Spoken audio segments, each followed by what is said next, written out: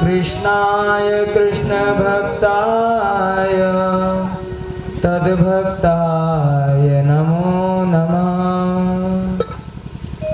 सर्वशास्त्राब्धिपीयूष सर्ववेदिक सत्फल सर्वसिद्धान्तरत्नाढ्य सर्वलोकैक दृक्प्रद सर्वभागवत प्राण श्रीमद्भागवत प्रभो कलिध्वान्तोदितादित्य श्रीकृष्ण परिवर्तित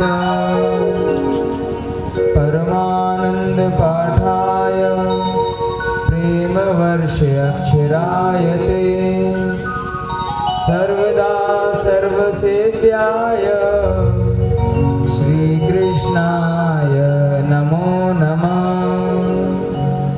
मदबंधो मदसंगिना मदगुरो मनमहाधना मन्निस्तारक मदभाग्य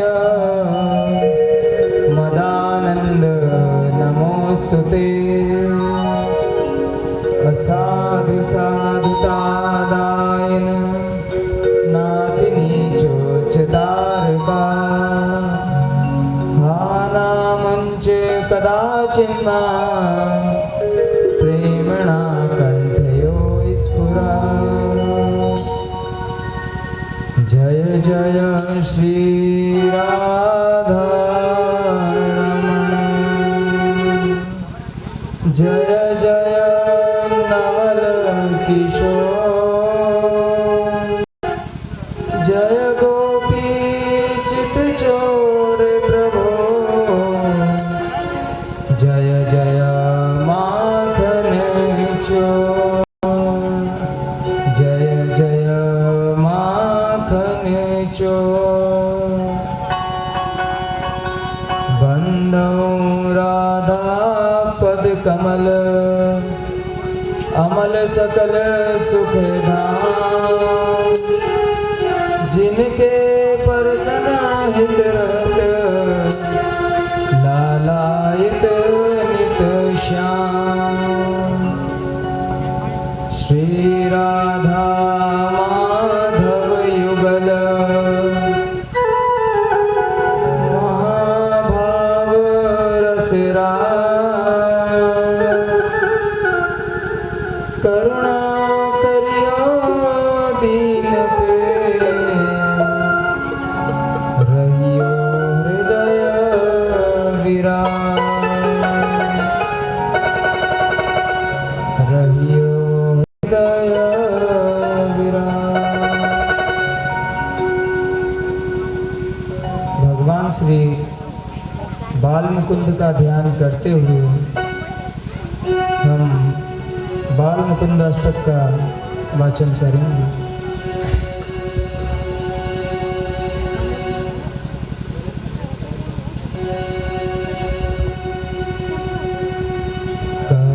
करारविंदे न पदारविंदम मुखारविंदे विनिवेशयन्तम्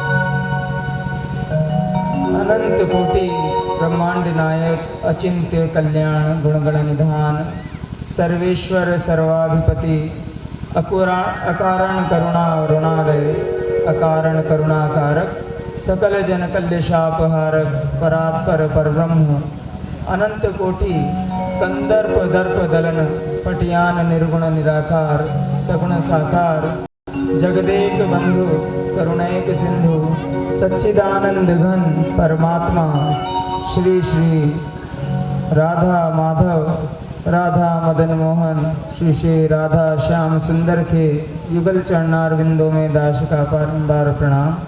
समुपस्थित भगवत भक्त भागवत कथा अनुरागी सज्जनों भक्तिमयी मातृशक्ति भगिनी बांधवों वांछा कल्पतरुभ्यश्च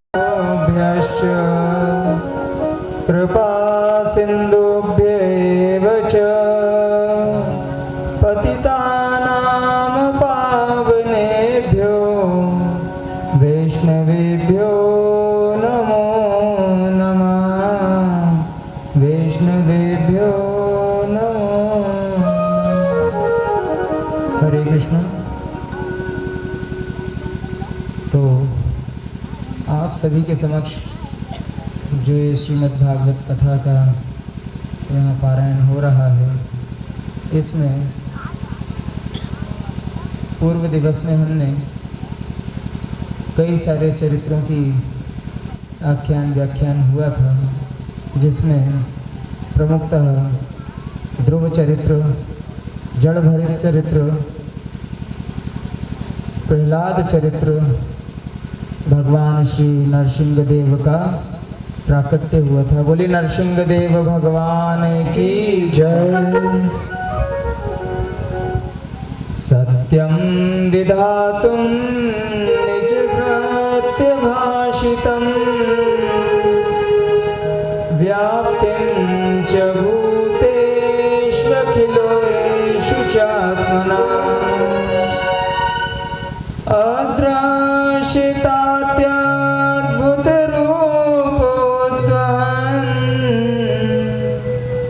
स्तंभे सभायां नमगं नमानुषम्।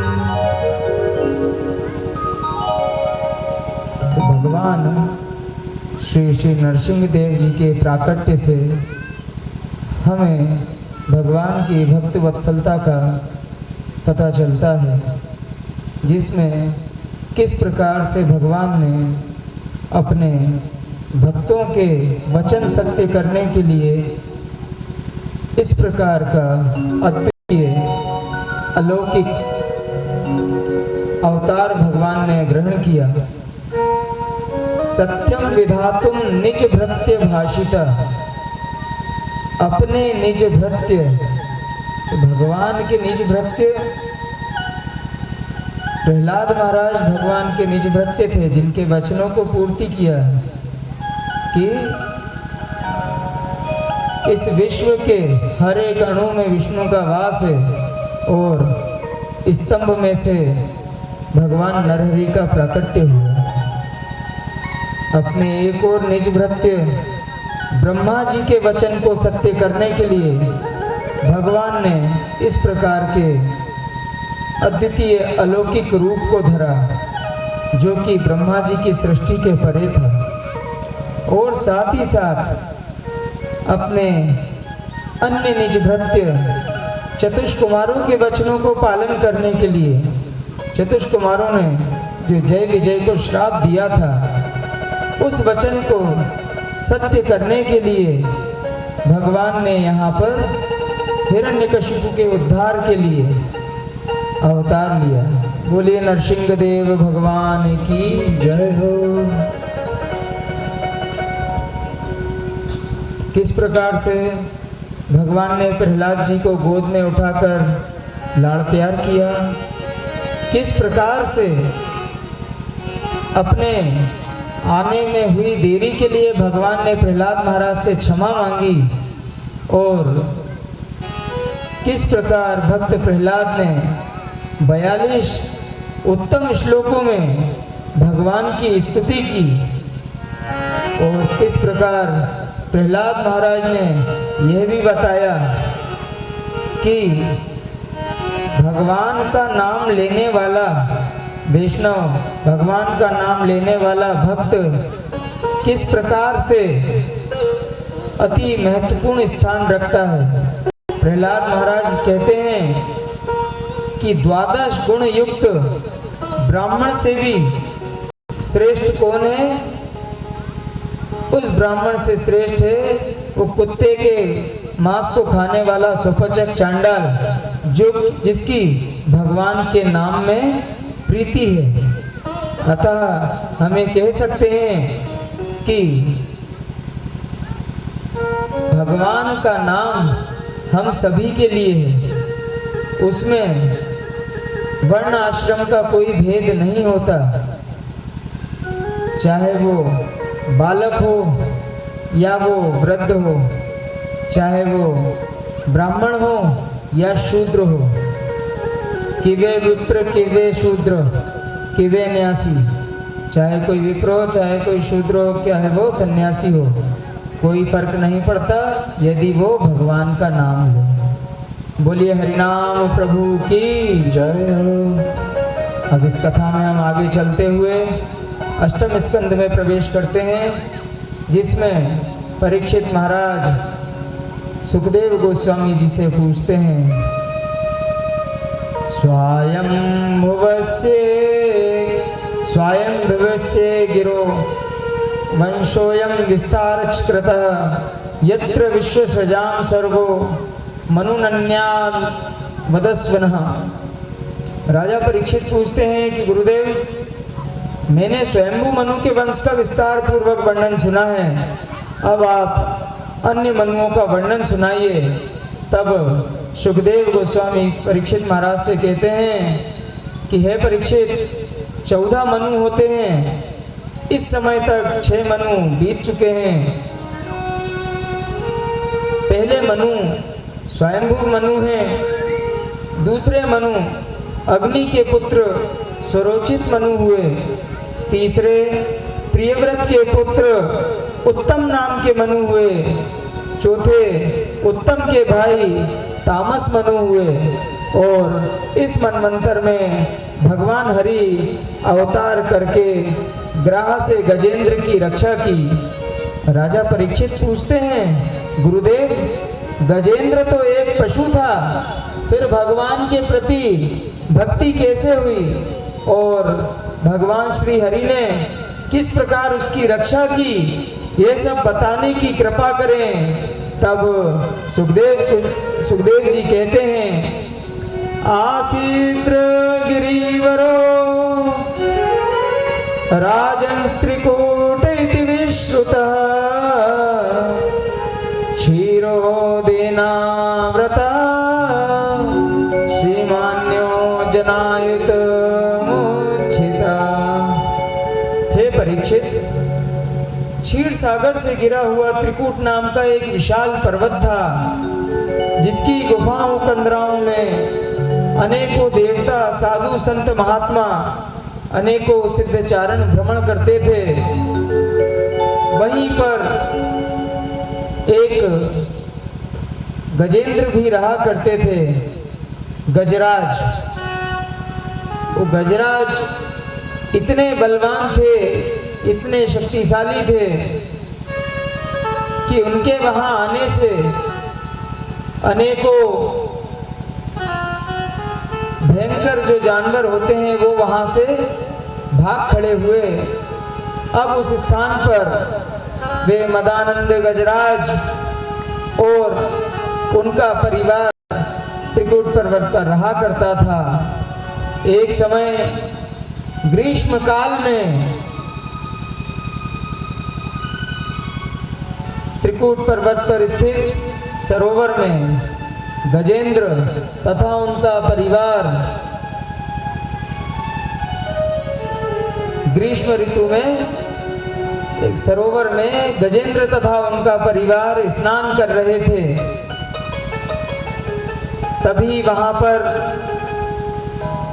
एक ग्राह, एक मगरमच्छ का गजेंद्र पर हमला हुआ और गजराज के पैरों को ग्राह ने पकड़ लिया। गजराज ने बहुत समय तक उस ग्राह से बचने के लिए अपनी शक्तियों का प्रयोग किया।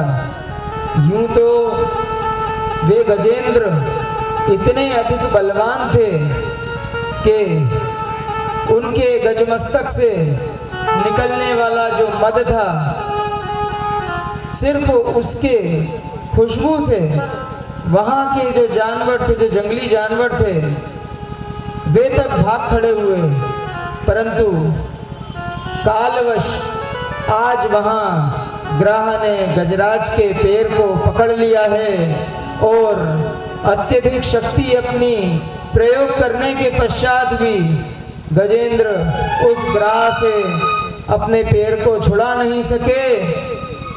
जब समय बीतता गया तब धीरे धीरे करके गजराज के पुत्र और उनकी पत्नियों ने भी गजराज का साथ छोड़ दिया। तब अंततः गजराज भगवान से प्रार्थना करते हैं।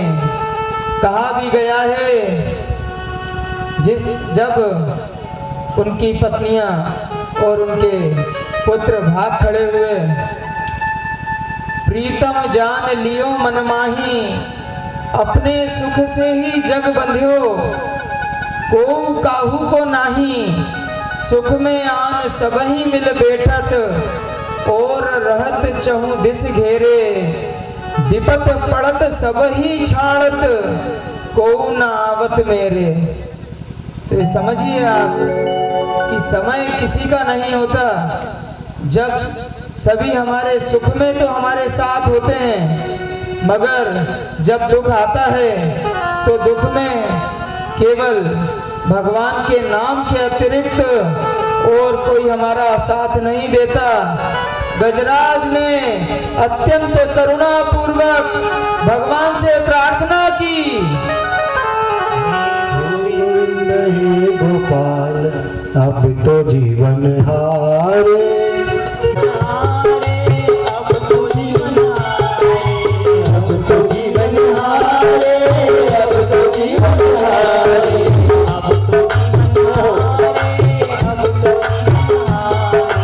अब तो जीवन हारे, अब तो जीवन हारे।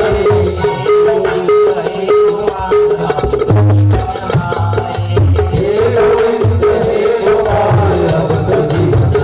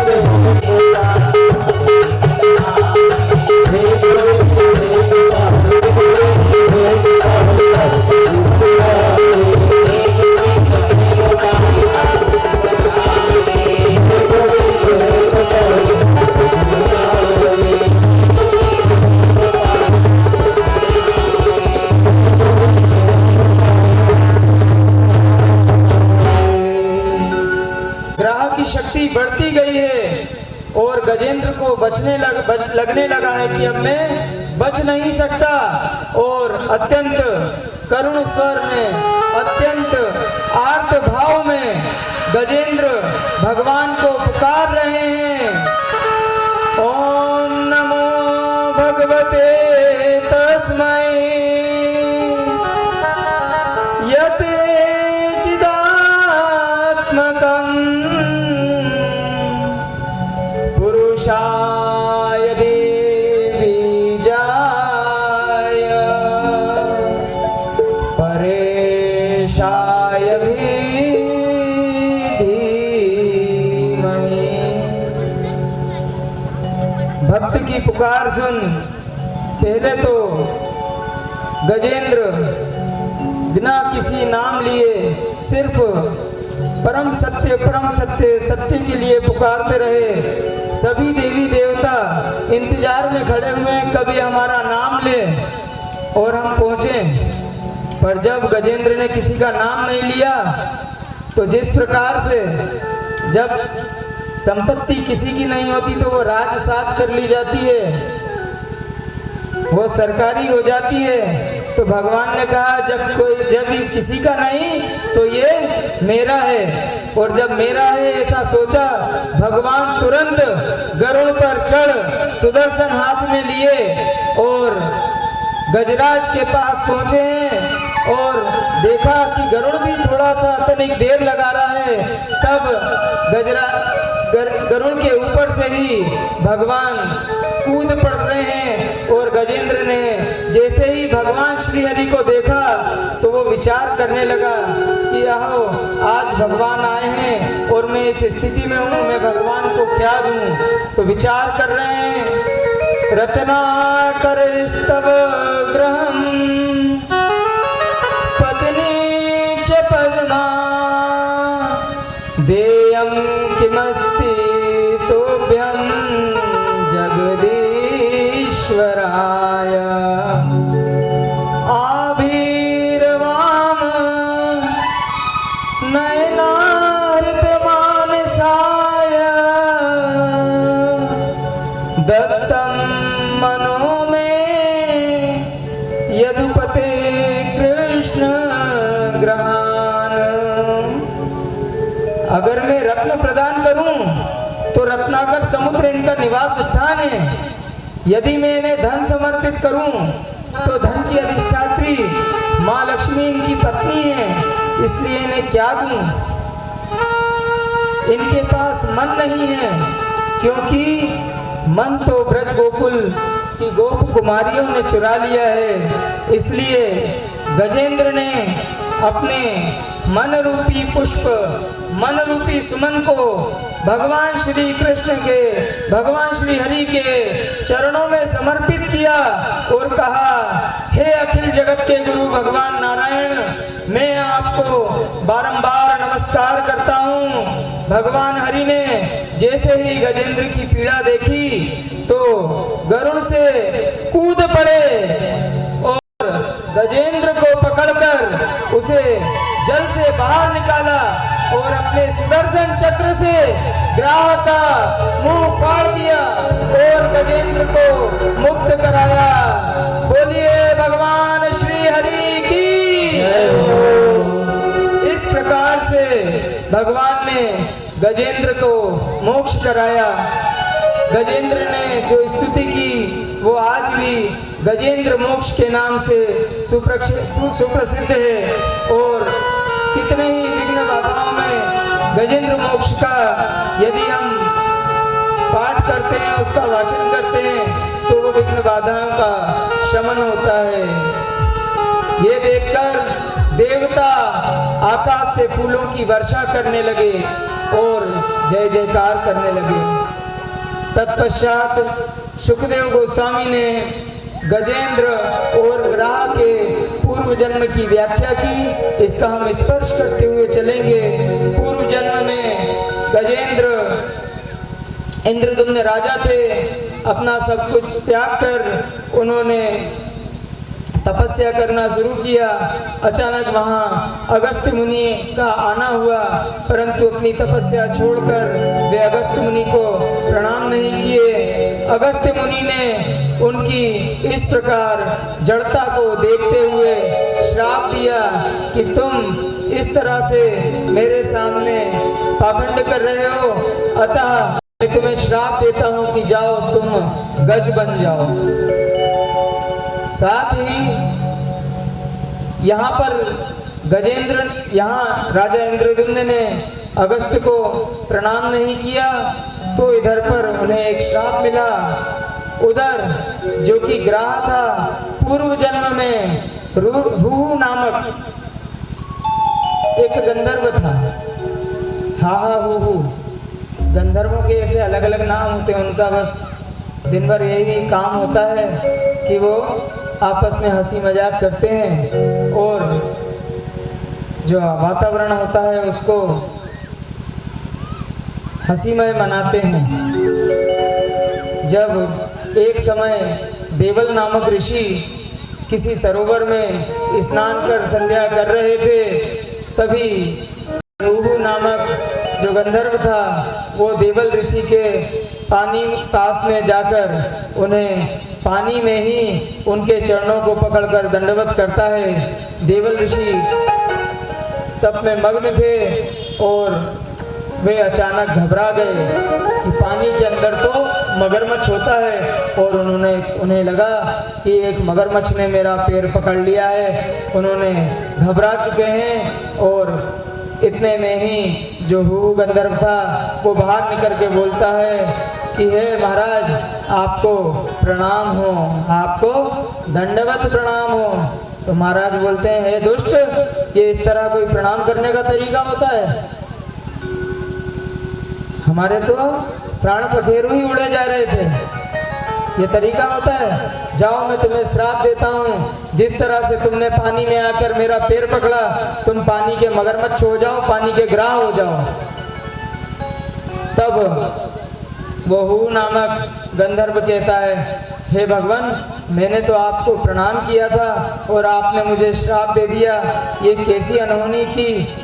तब देवल ऋषि थोड़े से नर्म हुए और उन्होंने कहा कि मेरा श्राप तो वापस नहीं आ सकता, परंतु मैं तुम्हें ऐसा आशीर्वाद देता हूँ कि उस ग्राह योनि से तुम्हें मुक्ति स्वयं भगवान श्री हरि देंगे। बोलिए भक्त वत्सल भगवान श्री हरि की।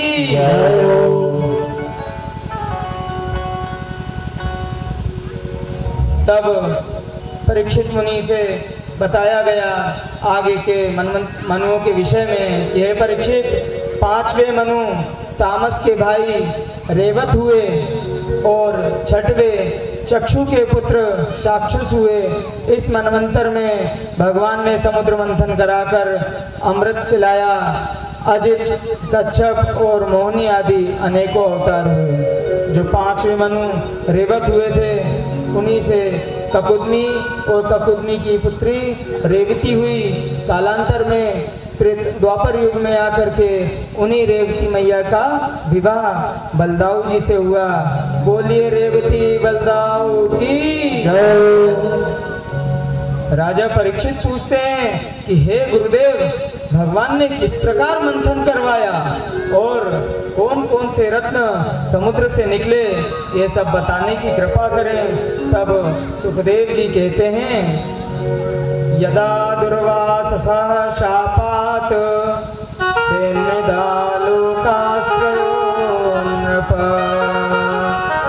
निश्रिकाश्चा भवंस्तत्र निषुरिज्यादय क्रिया। हे परीक्षित, एक बार दुर्वासा ऋषि भगवान नारायण का दर्शन करके वैकुंठ लोक से आ रहे थे और उन्होंने देवराज इंद्र को देखा, तो भगवान की जो माला प्रसादी होती है वह उन्होंने देवराज इंद्र के गले में डाल दी। देवराज इंद्र अत्यंत दंभ में होकर उस माला को उन्होंने ऐरावत हाथी के गले में डाल दिया और ऐरावत हाथी ने उस माला को निकालकर अपने पैरों से कुचल दिया।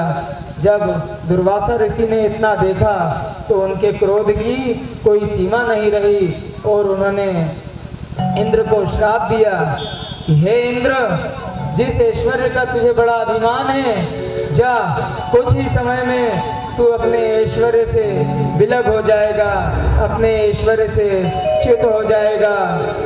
जब इस प्रकार की बात दैत्यराज बलि को पता चली तब उन्होंने दैत्यों के साथ स्वर्ग पर आक्रमण कर दिया और देवताओं को पराजित कर त्रैलोक्य में अपना राज्य स्थापित कर लिया। दुखी देवता भगवान नारायण की शरण में गए। भगवान नारायण ने कहा, देवताओं, तुम सभी दैत्यों से संधि कर लो। और अर्योपि संधेयः सती कार्यार्थ गौरवे अहिंसक वद देवा हार्थस्य पदविंगते। अहिंसक सिद्धांत के अनुसार आप भी देवताओं से संधि कर लो। अहिंसक सिद्धांत क्या होता है कि एक बार एक सपेरे ने एक सांप को अपनी पिटारी में बंद कर दिया और वहाँ से एक चूहा गुजर रहा था। तब सांप ने उस पिटारी में से उस चूहे से कहा कि भाई, आप मेरा ये जो पिटारी है बांस की, इस पिटारी को कुतर दो ताकि मैं आज़ाद हो जाऊं। इस सपेरे ने एक तो मेरे दांत तोड़ दिए हैं, ऊपर से कुछ खाने पीने को भी नहीं मिलता है। तब चूहे ने कहा, नहीं नहीं, मैं ऐसा नहीं करूँगा मामा। अगर मैंने ऐसा कर दिया तो आप बाहर निकलते ही सबसे पहले मुझ पे ही धावा बोलोगे। तब सर्प ने भांति भांति के तर्क देकर उस चूहे से बोला, नहीं, आप मेरा विश्वास कीजिए, मैं आपको कोई नुकसान नहीं पहुंचाऊंगा। और चूहे ने अंततः उस सर्प की बात मानी और उस पिटारी को काट दिया। कुतर के काटा, सांप बाहर आया और हुआ वही जिसका चूहे को डर था। सबसे पहले चूहे का ही ब्रेकफास्ट किया गया। तो इस प्रकार भगवान ने देवताओं से कहा कि आप अभी, चूँकि हम अभी पीड़ा में हैं, आप दैत्यों के पास में जाएं। दैत्य आपके भाई ही हैं, उनसे जाकर के संधि कीजिए और उन्हें समुद्र मंथन के लिए तैयार कीजिए। सभी देव मिलकर देवराज इंद्र के दैत्यराज बलि के पास जाते हैं और दैत्यराज बलि से अपने संधि का प्रस्ताव सुनाते हैं। दैत्यराज कुछ आनाकानी करते हुए अंततः उस पर मान जाते हैं और संधि के पश्चात अब यह निर्णय होता है कि हम समुद्र का मंथन किस प्रकार करेंगे। तब समस्त देवों ने और दैत्यों ने मिलकर मंदराचल पर्वत को मथनी बनाने का कोशिश किया और वासुकी नाग से नेति बनाई और अमृत प्राप्ति के लिए समुद्र मंथन करना चाहा। परंतु सबसे पहली समस्या तो यही थी कि मंदराचल पर्वत उन्होंने उखाड़ तो लिया परंतु वे उसे समुद्र तक नहीं ले जा सके। यहाँ पर पुनः भगवान का अवतार होता है।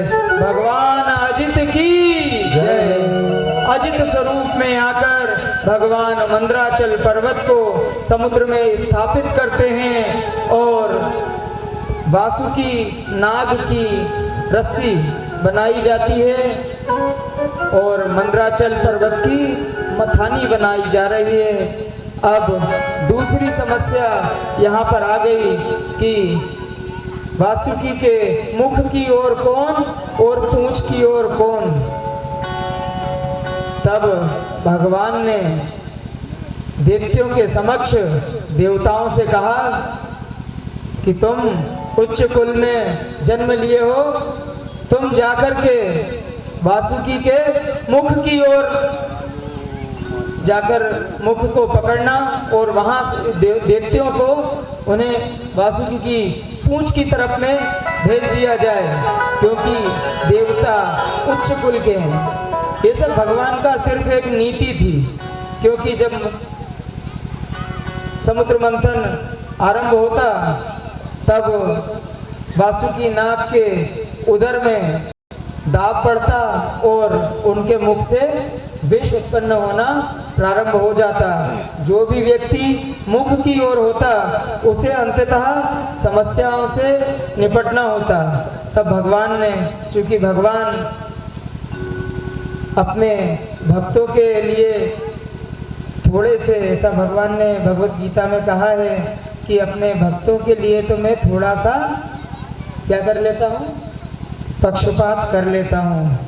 तो भगवान की ये नीति थी और इस नीति को देखते हुए दैत्यों ने कहा, नीति को ना समझते हुए दैत्यों ने कहा, अरे हम कौन से एरे गिरे कुल के हैं, हम भी तो उन्हीं कश्यप के पुत्र हैं जिनके ये देव हैं। हम जाएंगे वासुकी के मुख की ओर और सारे देवता तुम लोगों पूंछ की ओर। देवों ने अपना कार्य साध लिया। न संरभ्येण सिद्ध्यन्ति सर्वेर्था शान्त्या यथा।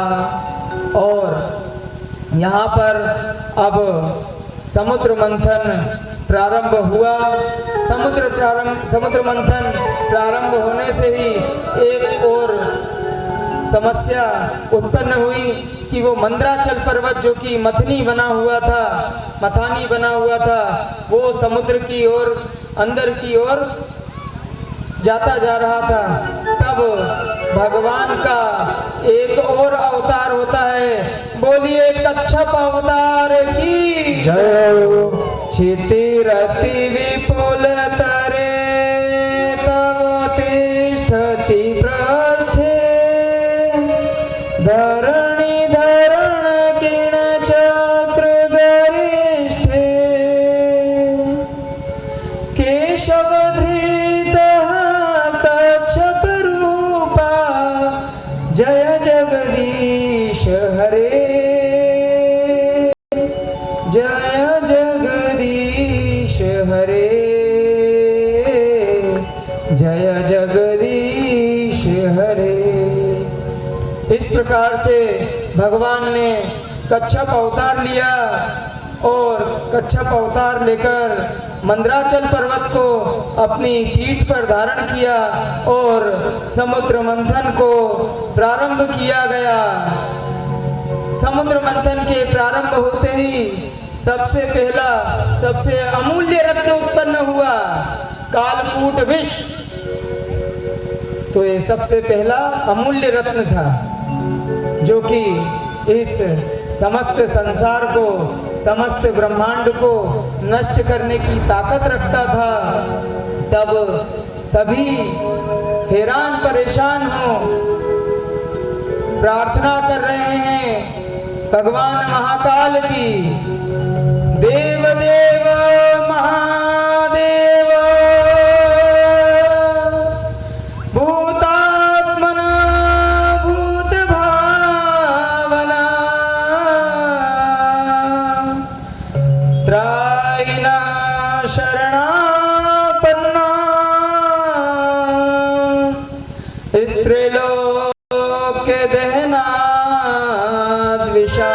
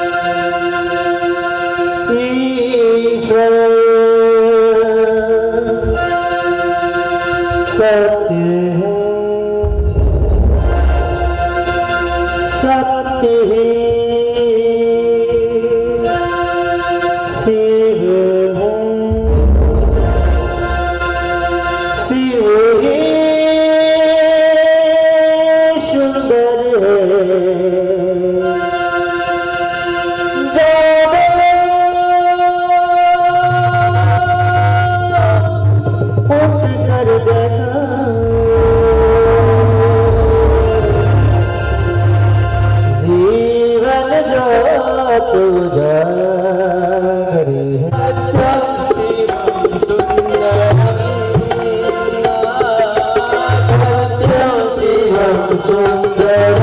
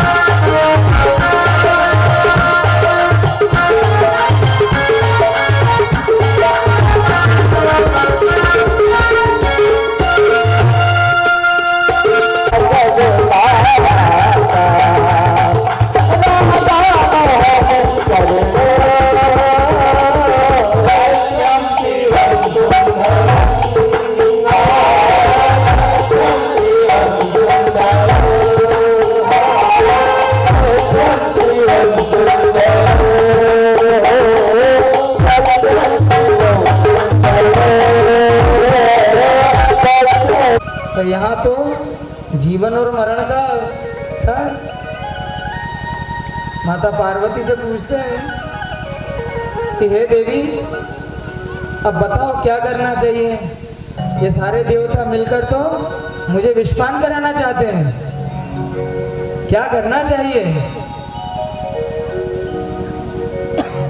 तो देवी पार्वती भी जगत जननी माँ है।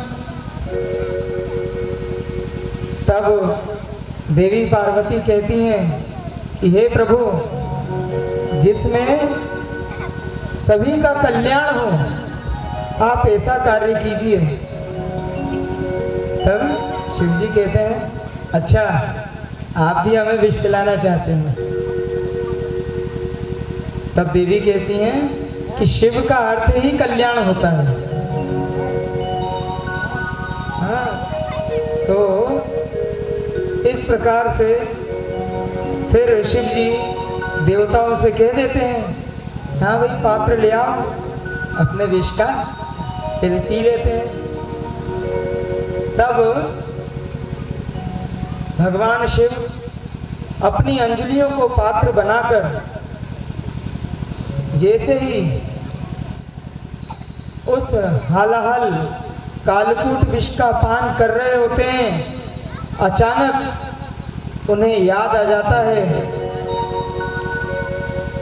कि अगर ये कालकूट विष कंठ से नीचे उतरा तो हृदय में मेरे जो राम रमे हुए हैं, जो राम बैठे हुए हैं, उन राम को ये विष पहुंचेगा और मेरे इष्ट तक ये विष नहीं पहुंचना चाहिए।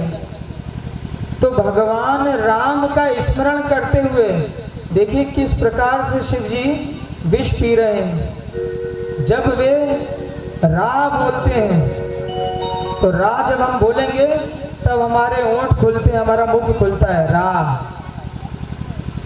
और जब हम माँ बोलते हैं, माँ प वर्ग में आता है, इसमें दोनों ओंठ मिलकर बंद होते हैं, माँ। तो रा बोलते हुए भगवान शिव ने उस विष को ग्रहण किया और माँ बोलते हुए अपने मुख को बंद किया, और साथ ही साथ उस कर्पूर गौर शिव ने, जो कि कपूर की तरह जिनका रंग श्वेत है, उन कर्पूर गौर शिव ने आज हालाहल को अपने कंठ में धारण कर नीलकंठ बन गए। बोलिए नीलकंठ महादेव की जय हो।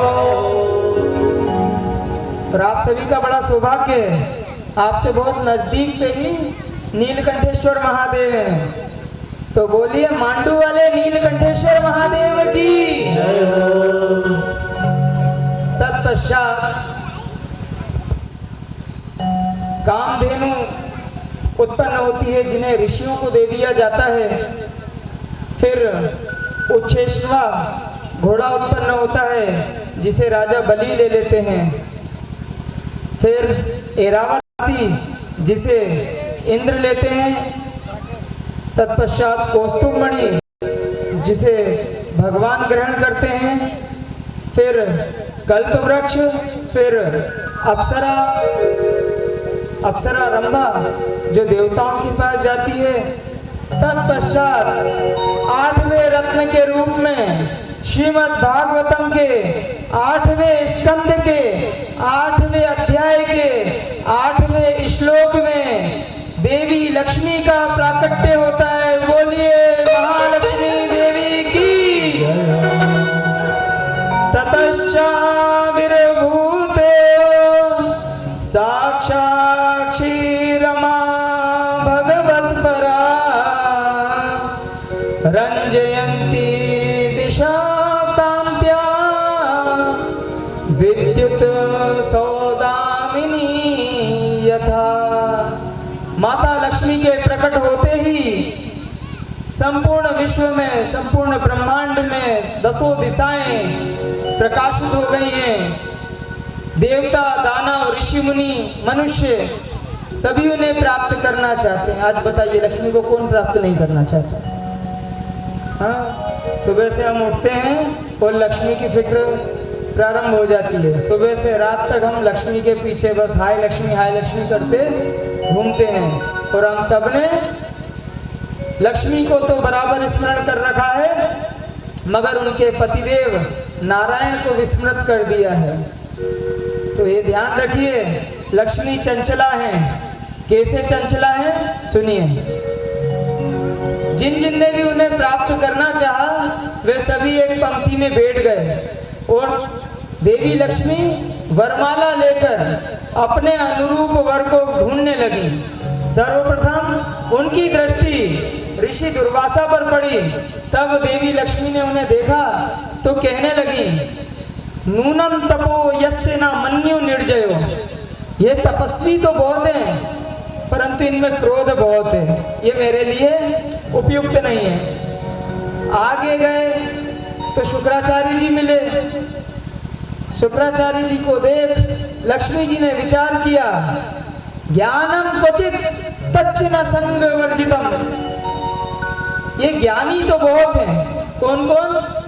शुक्राचार्य और देवगुरु बृहस्पति, दोनों ही ज्ञानी तो बहुत हैं, परंतु देवता और दैत्यों की आसक्ति के कारण सदा परेशान रहते हैं।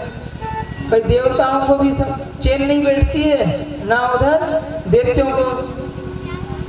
हमेशा दोनों आपस में ही लड़ते रहते हैं, तो दोनों को ही चैन नहीं रहता। तो बोले ये दोनों भी मेरे लिए परेशान नहीं, ये दोनों ही आपस में परेशान रहते हैं, इन्हें नहीं करना चाहिए। जिस प्रकार से कोई व्यक्ति जुआ खेलता है ना, तो जुआ खेलते हुए या शेयर मार्केट रहता है, तो उसमें कैसा लोगों को एक मन में लगा रहता है, अरे अभी भाव चढ़ा, अभी भाव उतर गया। तो मन जो है उसमें स्थिरता नहीं रहती। जब मन में स्थिरता नहीं है तो वो चंचला कहाँ से आपके पास में बैठने वाली है ना। तो इस प्रकार से लक्ष्मी ने उन्हें भी देखकर आगे बढ़ गए। तत्पश्चात आगे लक्ष्मी ने देखा कि ब्रह्मा जी और चंद्रमा बैठे हैं। तब लक्ष्मी माता कहती हैं कश्चिमन महास्तस्य न काम निर्जया। ये दोनों महत्वशाली तो बहुत हैं, परंतु ये दोनों ही काम पर विजय प्राप्त नहीं कर सके। कुछ कार्य ब्रह्मा जी का भी ऐसा हुआ, कुछ कार्य चंद्रमा का भी हुआ। तो दोनों लक्ष्मी ने बोला कि इन दोनों ने काम पर विजय नहीं प्राप्त की, इसलिए ये भी मेरे पास ठीक नहीं है। आगे इंद्र बैठे थे, इंद्र से भी माता लक्ष्मी ने कहा स ईश्वरा किम परतोप्य पाश्रिता। ये ऐश्वर्यशाली तो बहुत हैं, परंतु इन्हें सदा ही दूसरों के पास भागना पड़ता है। थोड़ा सा कुछ हुआ, दैत्यों ने आक्रमण किया तो भागे भागे ब्रह्मा जी के पास में जाएंगे, शिव जी के पास जाएंगे, नारायण के पास जाएंगे, है ना। शंकर जी के पास भी माता लक्ष्मी गई, मगर उन्होंने देखा कि नहीं ये ठीक तो है, ईश्वरत्व भी इनमें है, परंतु इनका जो वेश है वो वेश मेरे अनुरूप नहीं है। अब भगवान शिव का वेश कैसा है? अवधूत, है ना। तो बोले मैं कहाँ 16 श्रृंगार करके रहने वाली और ये अवधूत है, इनके साथ में मेरा नहीं जमेगा। आगे देखा तो नारायण बैठे हैं, मगर नारायण को किसी की चिंता ही नहीं है, लक्ष्मी हो चाहे कोई भी हो, उन्हें नहीं देखना कौन है। अब ये तो लक्ष्मी तो उन्हें देख रही हैं, मगर नारायण इन्हें नहीं देख रहे हैं। तुम हमें देखा करो और हम तुम्हें देखा करें। लक्ष्मी जी तो नारायण को देख करके मोहित हो गई है, परंतु नारायण क्या बोलते हैं, तुम हमें देखो ना देखो, हमें तुम्हें नहीं देखना। फिर भी लक्ष्मी जी ने अपनी वरमाला उठाई और भगवान नारायण के गले में डाल दिया। बोलिए लक्ष्मी नारायण भगवान की। वैसे तो लक्ष्मी जी ने नारायण में भी दोष तो निकाल ही दिया था, सुमंगला कश्चन कांक्षते हिमाम, कि इनमें सभी कुछ मंगल है मगर इन्हें मेरी आकांक्षा नहीं है। परंतु फिर भी नारायण से ज्यादा और कोई ऐसा नहीं है जिनका मैं वर्ण कर सकूं। तब इस प्रकार से जब लक्ष्मी जी का विषय समाप्त हुआ, पुनः समुद्र मंथन प्रारंभ हुआ। उसके पश्चात वारुणी देवी प्रकट हुई। वारुणी देवी को असुरों ने लिया, और वारुणी देवी कौन है? स्वयं मदिरा का स्वरूप है। तो मदिरा जहाँ पर होती है वहाँ पर असुर होते हैं। तो जब जब भी हम नशा पान करने की स्थिति में होते हैं, तब ये समझ लीजिए कि मद्यपान के समय कोई ना कोई असुर हमारे सिर पर चढ़ा हुआ होता है। इसलिए हमें नशा पान नहीं करना चाहिए। तत्पश्चात चंद्रमा उत्पन्न हुआ। चंद्रमा को भगवान शिव के शीश पर विराजमान किया गया। हलाल किया था ना भगवान ने, तब उनको गर्मी बढ़ रही थी। चंद्रमा शीतल होता है, इसलिए उन्हें भगवान शिव के मस्तक पर धारण किया गया। पारिजात वृक्ष उत्पन्न हुआ, पांचजन्य शंख, और अंत में भगवान धन्वंतरी के साथ अमृत कलश उत्पन्न हुआ। जैसे ही अमृत कलश उत्पन्न हुआ, और किसके साथ उत्पन्न हुआ? भगवान धन्वंतरी। बोलिए भगवान धन्वंतरी की जय। भगवान के 24 अवतारों में से एक भगवान धन्वंतरी अमृत कलश लेकर के प्रकट हुए, परंतु ये वैद्य के रूप में थे। जैसे ही दैत्यों ने भगवान धन्वंतरी को देखा, ये अमृत कलश छीन भागने लगे, देवताओं से दूर हो कि अब तो ये हमारे हाथ में है और हम इसे ग्रहण करेंगे। तब दैत्यों ने पहले तो अमृत कलश लेके देवताओं से भागे, और फिर आपस में ही लड़ाई करना, युद्ध करना प्रारंभ कर दिया। पहले में बस ये जीवन जो है मैं में ही निकलता चला जा रहा है। उसी तरह दैत्यों ने भी मैं करते हुए उस अमृत कलश के लिए जब एक दूसरे से छीनने की कोशिश की तब अमृत कलश में से कुछ बूंदें गिरी और वो बूंदें भारतवर्ष में 4 स्थानों पर गिरी, जहां आज भी हमारे यहाँ महाकुंभ का पर्व होता है। हरिद्वार, नासिक, वाराणसी और प्रयागराज, ऐसे 4 जगह पर महाकुंभ पर्व होता है। तो बोलिए महाकुंभ पर्व की, महाकुंभ पर्व की जय। जब दैत्यों में आपस में लड़ाई हो रही थी तब देखा गया कि भगवान ने देखा कि देवताओं ने भगवान से प्रार्थना की कि इस प्रकार से तो ये दैत्य सारा अमृत पी जाएंगे और हम क्या करेंगे। तब भगवान ने कहा चिंता ना करो, अमृत तो आप ही पियोगे, दैत्यों को अमृत नहीं मिलेगा। तत्पश्चात भगवान ने अत्यंत मनोहर, अत्यंत सुंदर, लावण्यमयी, अलौकिक मोहिनी रूप धारण किया। बोलिए मोहिनी भगवान की। और दैत्यों के समक्ष भगवान अपने मोहिनी रूप में प्रकट हुए।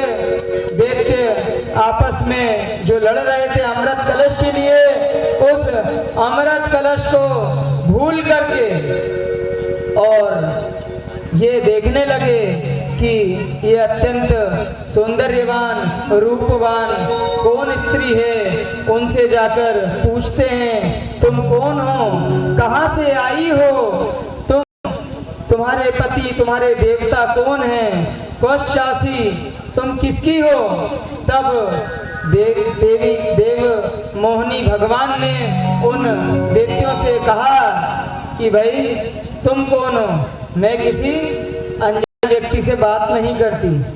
और ये सभ्य संस्कार की निशानी नहीं है कि रास्ते चलते किसी भी स्त्री से अनजान आप जाकर इस तरह के प्रश्न पूछें। व्यवहारिक रूप से भी ये ठीक नहीं है ना, तो पौराणिक रूप से तो ठीक हो ही नहीं सकता। तब दैत्यों ने कहा कि हमारे बीच में इस तरह से लड़ाई चल रही है, हे देवी कृपया आप हमारे बीच की लड़ाई को सुलझाएं। तब देवी ने कहा विश्वासम पंडितो जातु कामनीषु न याति ही। हे असुर, कोई भी व्यक्ति जो विद्वान होते हैं वो कभी भी स्वेच्छाचारिणी स्त्री पर विश्वास नहीं करते हैं। तुम किस प्रकार हम पर विश्वास कर रहे हो। जब असुरों ने ये बात सुनी तो उनका मोहिनी भगवान की ओर और ज़्यादा विश्वास उत्पन्न हो गया कि ये बातें या तो गुरु बताते थे या शास्त्र में लिखा था कि एक स्त्री पर कभी किसी अनजान स्त्री, स्वेच्छाचारिणी स्त्री पर भरोसा नहीं करना चाहिए, और ये स्त्री तो अपने मन से बोल रही है। तो उन्हें और अधिक विश्वास भगवान के ऊपर हो गया। उन्होंने कहा हे देवी, ये अमृत कलश तो अब आप ही रखें और इसे हम सभी में वितरित कर दें। तब थोड़े ही समय के पश्चात देवता भी वहाँ पर आ गए हैं और अमृत कलश के लिए बात होती है। तब दैत्य बोलते हैं कि हे देवी, आप जिस प्रकार से भी ये अमृत हमको वितरित करोगे हम उसी प्रकार से इसे पालेंगे। तब देवी ने कहा कि हे दैत्यों, इस अमृत में मुझे ऐसा लगता है इस कलश में कि पतला पतला तो ऊपर है और गाढ़ा गाढ़ा जो असली माल जो है वो नीचे बैठा हुआ है। तो अगर आप लोगों की आज्ञा हो तो पहले मैं थोड़ा थोड़ा देवताओं को पिला देती हूँ, उसके बाद नीचे जो असली माल होगा वो सब आपको मैं पिला दूंगी। तो सारे दैत्य मान गए। उन्होंने कहा देवी जैसा आप चाहें वैसा करें, अभी कोई परेशानी नहीं है हमें। तो एक तरफ देवताओं की पंक्ति लग गई, एक तरफ दैत्यों की पंक्ति लग चुकी है और देवों को पहले भगवान अमृत पिलाते चले जा रहे हैं, अमृत पिलाते आगे बढ़ते जा रहे हैं और दैत्यों की तरफ मोहिनी नजरों से देखते हुए उन्हें मुस्कुरा रहे हैं। दैत्य भी सिर्फ मोहिनी रूप धरे भगवान को सिर्फ निहार रहे हैं। तभी स्वरभानु नामक एक दैत्य था जिसे कुछ आभास हुआ कि दाल में कुछ काला है। वे सूर्य और चंद्रमा के बीच में जाकर बैठ गए। तो भगवान सूर्य और चंद्रमा को जब अमृत पिलाए, तब इसी बीच में जब स्वरभानु को अमृत दिया गया और उसके कंठ तक पहुंचा, तभी सूर्य और चंद्रमा ने भगवान को इशारा कर दिया कि ये देव नहीं है, ये तो कोई दैत्य है। भगवान ने तुरंत उसे अपने सुदर्शन चक्र से उसका वध कर दिया, उसका धड़ और उसका सिर अलग अलग कर दिया गया। परंतु फिर भी चूंकि अमृत उसके शरीर में जा पहुंचा था, तब वह मरा नहीं और राहु और केतु के रूप में स्थापित हो गया। ये दृश्य देख दैत्य बिलक उठे और उन्होंने देवों के ऊपर आक्रमण कर दिया। कई हजार वर्षों तक चलने वाला देवासुर संग्राम हुआ। देवता चूंकि अमृतपान कर चुके थे, तब उन्होंने अधिकांश दैत्यों को मार दिया। मारने के पश्चात देवों ने वापस से स्वर्ग पर अपना राज्य स्थापित किया।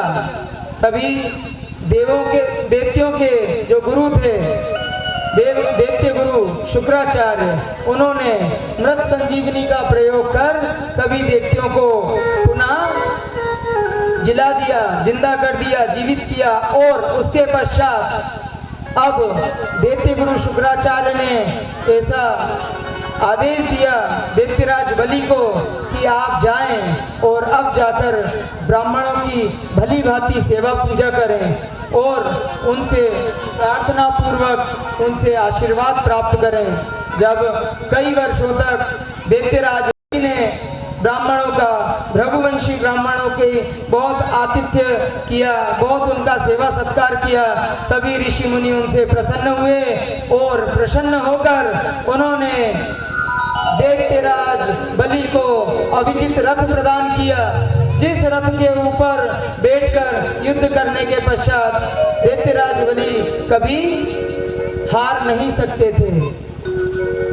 इस प्रकार से दैत्यराज बलि के पास में एक वरदान प्राप्त हुआ।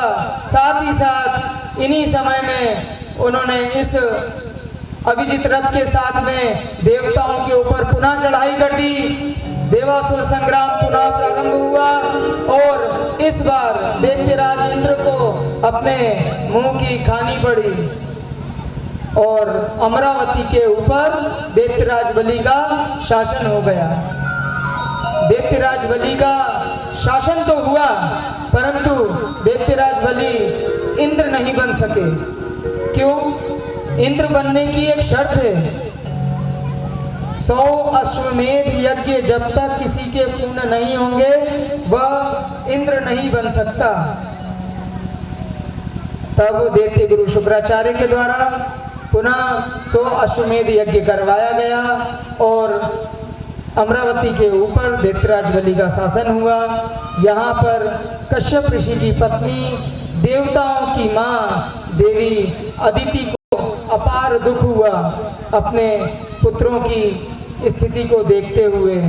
तब अदिति ने कश्यप भगवान से, अपने पति से प्रार्थना पूर्वक कहा कि मुझे ऐसा कुछ उपाय बताएं जिससे इन देवों का दुख दूर हो और इन्हें पुनः स्वर्ग की प्राप्ति हो। तब अदिति जी को कश्यप ऋषि ने पयोव्रत की विधि बताई। उस पयोव्रत की विधि बताने के पश्चात पयोव्रत की विधि बताई।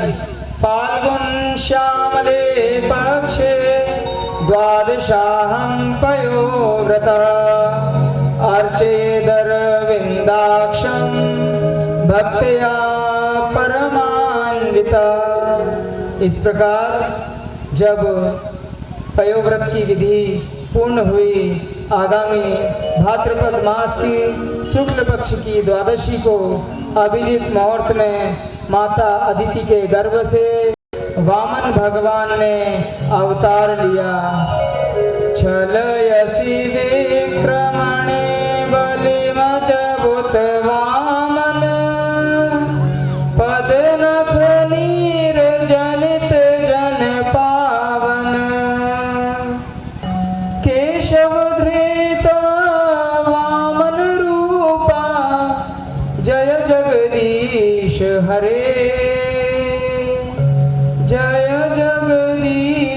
हरे जय